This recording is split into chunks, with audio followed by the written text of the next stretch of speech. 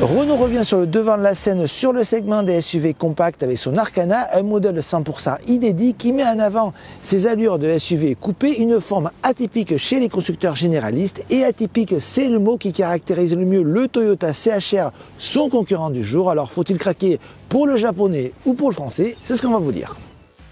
Le segment des SUV compacts est dominé en France depuis plusieurs années par le Peugeot 3008. Le SUV au Lyon devance le Citroën C5 Aircross et le Renault Kadjar. La marque aux losanges est donc plutôt bien placée dans la catégorie, même si son modèle est vieillissant. Il est temps pour la firme aux losanges de réagir, et c'est chose faite aujourd'hui avec cet Arkana, le premier SUV coupé de la marque aux losanges, mais également l'un des rares du marché généraliste. Celui-ci se caractérise surtout par sa chute de pavillon prononcée, tandis que la face avant est très proche des modèles de la marque, avec une large calandre et des projecteurs en forme de C. Il faut toutefois préciser que Renault n'est pas allé jusqu'au bout de la philosophie de coupé, puisque les portières conservent leur encadrement. Apparu en 2016, le CHR affiche un look atypique, composé par des lignes de caisse saillantes, une chute de pavillon prononcée également, des feux très massifs, mais c'est surtout les poignées de porte arrière qui détonnent. Même plus ancien, le SUV japonais demeure plus original que l'Arkana. Dans l'habitacle, l'Arkana est directement dérivé du SUV urbain le Captur. La présentation du français est classique au niveau de son dessin, mais le contenu est moderne avec une instrumentation numérique et un écran multimédia dont la taille varie de 7 à 9,3 pouces et peut même être verticale comme sur notre modèle d'essai. La qualité des matériaux a bien progressé comme nous l'avions déjà signalé lors du lancement de la seconde génération de Captur. L'organisation de la planche de bord du CHR est plus torturée et moins homogène, comme en atteste le système multimédia qui semble posé sur la planche de bord. L'instrumentation analogique apparaît beaucoup plus datée avec ses deux fûts. Avec une longueur supérieure de 17 cm, on s'attendait à une victoire facile du Renault Arkana. Alors c'est le cas, mais celle-ci a été très difficile à obtenir. En effet, concernant le volume de chargement, il n'y a pas photo, 120 litres de mieux pour le français par rapport au japonais. Par contre, concernant l'habitabilité arrière, là vraiment il y a des questions à se poser, puisqu'en effet l'Arkana est beaucoup plus grand que le CHR, mais le japonais propose un espace au genou identique à l'Arkana. Alors s'il y a vraiment un vrai problème concernant le français, donc le japonais a un meilleur rapport gabarit-encombrement. L'Arkana, lui, se distingue avec une meilleure largeur habitable, une meilleure garde au toit et surtout un sentiment d'enfermement moins important qu'à bord du japonais. C'est donc une victoire de l'Arkana, mais attention quand même, c'est celle-ci est étonnante. Pour ce qui est de l'équipement, le Renault Arkana 1.3 litre TCE 140 chevaux en finition RS Line est commercialisé au prix de 34 700 €. Comptez 36 000 € pour le Toyota CHR 122 chevaux en GR Sport. Nos deux modèles sont déclinés en haut de gamme avec des orientations sportives. La dotation est par conséquent très complète avec par exemple les selleries cuir, les sièges électriques et chauffants, des régulateurs de vitesse adaptatifs ainsi des kits carrosserie spécifiques. La lutte est très serrée, moins coûteux de 1 300 €. L'Arkana se distingue par son instrumentation numérique contre analogique pour le japonais ou son écran multimédia plus grand, 9,3 pouces contre 8 pouces. Mais il faut ajouter 400 € pour obtenir le toit noir et 600 € pour le régulateur de vitesse avec fonction stop and go.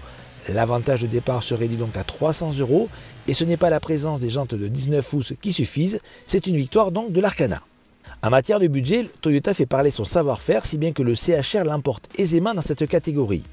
Ainsi, il possède de nombreux points forts comme une cote et une valeur de revente élevée, une fiabilité largement meilleure à celle de Renault, une garantie 3 ans kilométrage illimité contre simplement 2 pour Renault. Ajoutez à cela une consommation annoncée nettement plus basse de 3,8 litres au 100 contre 5,8 litres au 100 et la supériorité japonaise se confirme à l'usage avec une moyenne inférieure de 1,5 litres au 100 lors de notre essai.